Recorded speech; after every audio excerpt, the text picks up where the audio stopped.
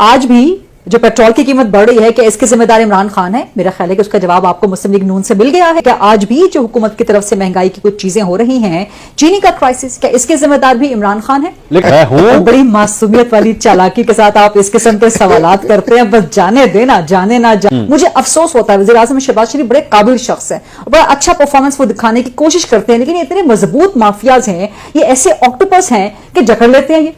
ये डेफिनेटली थी पाकिस्तान तरीके इंसाफ की, जिसको अब आकर ठीक किया है, उसका क्रेडिट जो है वो जाता है मौजूदा हुकूमत को। ये जो पीटीआई है ना, ये अब सिर्फ पाकिस्तान तहरीके इर्रेलेवेंट बन गई, इससे बढ़ के और कुछ भी नहीं है। 10 मई के बाद से पाकिस्तान की जो ग्राउंड रियलिटीज। जी बोलिए बोलिए। मैं तो आपके जुमले के ऊपर मैं सकते में चला गया। 10 मई के बाद जो नया पाकिस्तान बना है ना, वो 10 मई के बाद बना है। फ्रस्ट्रेट है। अब हमें जो डिबेट करनी चाहिए ना, हम मीडिया को, ये डिबेट की बातें खत्म हो गई, छोड़ दें इस सियासत को, धरने की सियासत। अब ये 10 मई के बाद वाले पाकिस्तान में कोई गुंजाइश नहीं है। अस्सलाम वालेकुम दोस्तों, जैसे कि आपने हाइलाइट्स में देख लिया है, चंद सेकंड के बाद हम मुकम्मल वीडियो की तरफ चलते हैं। दोस्तों वीडियो पूरी देखनी है, वीडियो बहुत मज़ेदार होने वाली है। इसमें हम आपको दिखाएंगे कि गरीदा फ़ारूकी जो कि हमेशा नवाज शरीफ और शहबाज शरीफ के हक़ में बोलती रहती है, उसको आज बहुत बेइज्जत किया है मंसूर अली ख़ान ने। गरीदा फ़ारूकी का भी मानना है कि ये जो महंगाई हो रही है ये इमरान खान की वजह से हो रही है। आइए इस वीडियो में आपको दिखाते हैं जिस तरह मंसूर अली ख़ान ने गरीदा फ़ारूकी की बेइज्जती की है। चलो वीडियो की तरफ चलते हैं। वीडियो में जाने से पहले हमारे चैनल को सब्सक्राइब कर दें, वीडियो को एक दफ़ा लाइक शेयर भी कर दें। चलो मुकम्मल वीडियो की तरफ चलते हैं।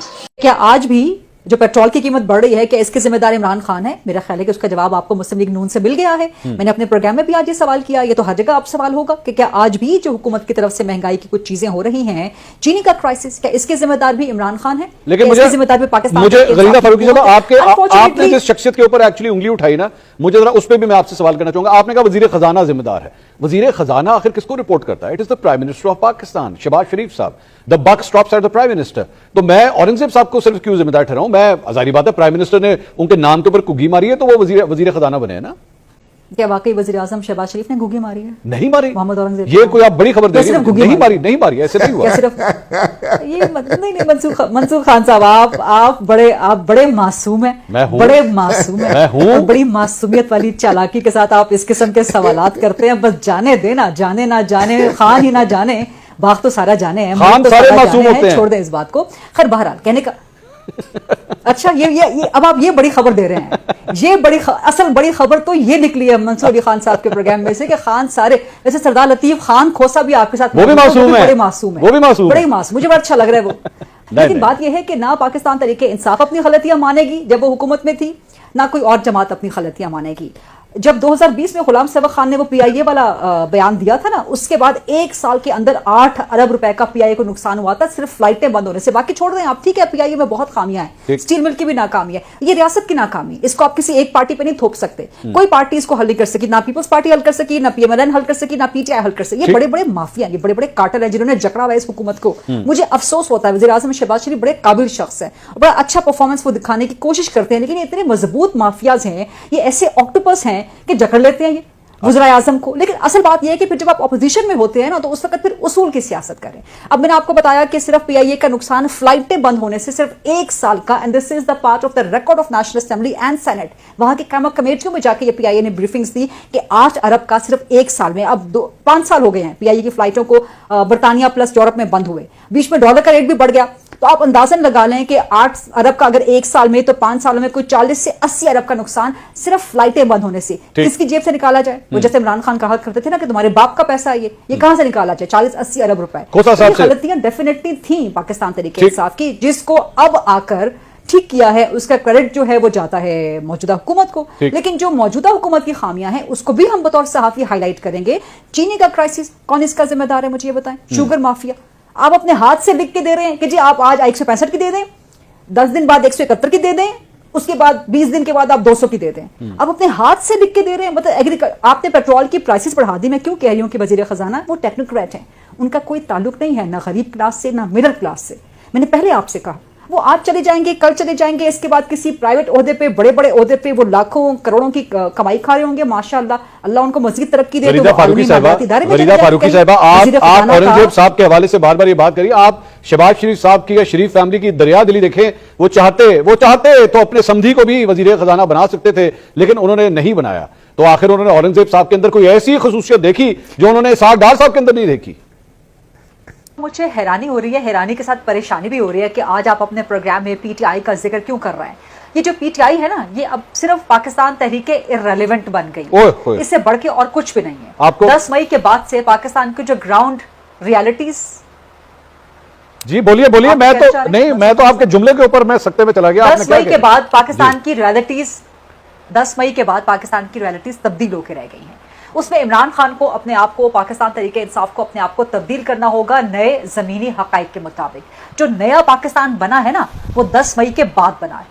کسی کا جو بھی سیاسی نعرہ ہو، اس کے جو بھی سیاسی مفادات ہوں، لیکن جو اصلی اور حقیقی نیا پاکستان بنا ہے وہ 10 مئی 2025 کے بعد بنا ہے.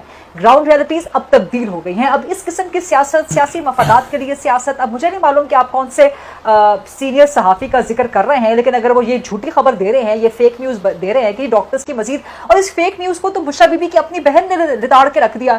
وہ کہہ رہے ہیں کہ جی آپ ایسی جھوٹی خبریں. اب آپ یہ دیکھیں، خدا کی شان دیکھیں، جھوٹا بھی جھوٹے کو جھوٹا کہہ رہا ہے.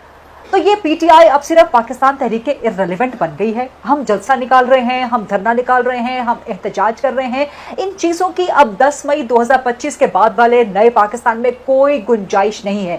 اس وقت ملک میں اتحاد، اتفاق اور یگانگت کی جو ایک فضا ہے، اس کو آگے لے کے چلنا چاہیے. اور پھر آپ اگر سوال کر ہی رہے ہیں منصور علی خان صاحب، تو آپ کے سوال کا، آپ میرے آنریبل اور ریسپیکٹیبل کولیگ ہیں، آپ کے سوال کا میں جواب دے دوں کہ عمران خان نے تو اپنی پارٹی پہ ہی عدم اعتماد کر دیا. انہوں نے تو ان تمام جو ان کے چمچہ گیری کرنے والے یوٹیوبرز اور جھوٹے صحافی اور فیک صحافی اور جتنے بھی سارے تھے، ان صحافی، بلکہ صحافی نے ان صحافی، ان سب پہ عدم اعتماد کر دیا. وہ کہہ رہے ہیں کہ تم مجھے پھنسا کے اپنے پیسے بنا رہے ہو، مجھے جیل میں پھنسا کے تم اپنی حکومتوں کے مزے لوٹ رہے ہو، مجھے جیل میں پھنسا کے تم یوٹیوب پہ پیسے کما رہے ہو میرے نام کے اوپر. تو وہ تو عدم اعتماد کر رہے ہیں کہ بھائی اسٹیبلشمنٹ نے بات کرنی ہے تو براہ راست مجھ سے آ کے کرے. اس سے آپ کو فرسٹریٹ ہے. اب ہمیں جو ڈیبیٹ کرنی چاہیے نا، ہم میڈیا کو، یہ ڈیبیٹ کی باتیں ختم ہو گئی. چھوڑ دیں اس سیاست کو، دھرنے کی سیاست. اب یہ 10 مئی کے بعد والے پاکستان میں کوئی گنجائش نہیں ہے. فریدہ صاحبہ، میں اگر آپ کو انٹرسپٹ نہ کیا تو زیادتی ہوگی. آپ نے نہیں مہدر پنجوتا صاحب کی نہیں سنی شاید گفتگو. انہوں نے فرمایا پورا پاکستان اس مرتبہ اسلام آباد نہیں آئیں گے، پورا پاکستان انہوں نے کہا نکلے گا. آپ نے میرے خیال میں سنی نہیں ہے گفتگو آپ نے. چلو کٹ کے بھی کھا دو. اسی تو ویٹ کر رہے ہیں 2018 آنورڈز کہ پورا پاکستان نکل کے، یا 2021 آنورڈز اسی تو ویٹ کر رہے ہیں کہ پورا پاکستان نکلے تو صحیح. کتوں کریں گے مجھے یہ بتائیں، کہاں سے نکالیں گے؟ خیبر پختونخوا سے نکالیں گے. ہمیشہ سے آپ وہاں سے نکالتے ہیں، اور جب نکالتے ہیں تو پھر آپ منہ کے کھاتے ہیں، پھر آپ بھاگ کے واپس پلٹ کے چلے جاتے ہیں. اور علی امین گنڈا پور کیا اس سچویشن میں کیا وہ یہ اپنے کندھوں کے اوپر، اپنے ناتواں کندھوں کے اوپر بوجھ اٹھائیں گے کہ وہ اسٹیبلشمنٹ، اینٹی اسٹیبلشمنٹ سیاست کی اب گنجائش نہیں رہی؟ کیونکہ اس وقت قوم کا موڈ اینٹی اسٹیبلشمنٹ نہیں ہے، قوم کا موڈ اپنی افواج کے ساتھ. جی بالکل. دوستو ویڈیو اچھی لگی ہو تو ہمارے چینل کو سبسکرائب کر دیں، ویڈیو کو ایک دفعہ لائک شیئر بھی کر دیں. اللہ حافظ.